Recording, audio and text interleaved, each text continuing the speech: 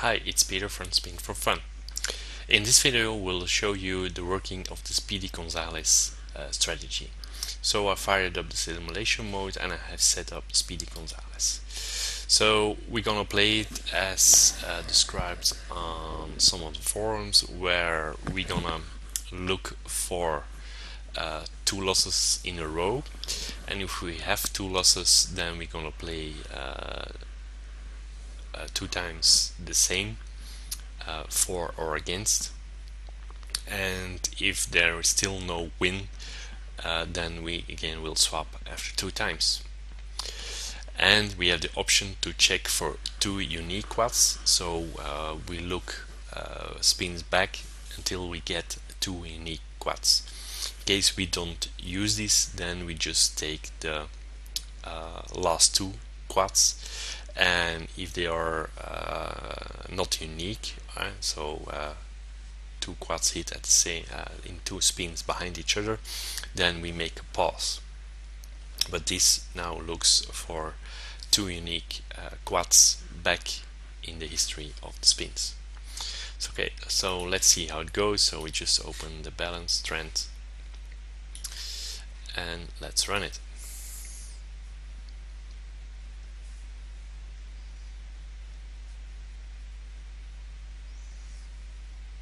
So now I've seen it works in this case quite well, except we have here 8 steps needed in the martingale, so we need a table with a very high limit or large bankroll.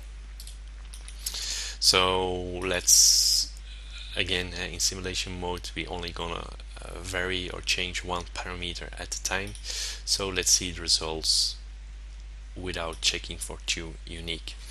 So we started at 500 and now we're at 767, so let's see if we can improve the profit.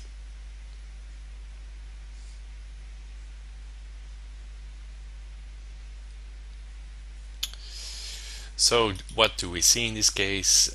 The profit is not higher, and we need one extra step in the progression, so it's actually not better.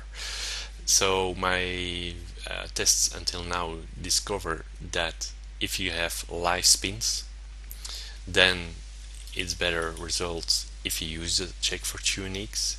But if you run RNG, then you will see that it's better without. So now we can try to play and vary with these parameters and see if that makes any possible differences.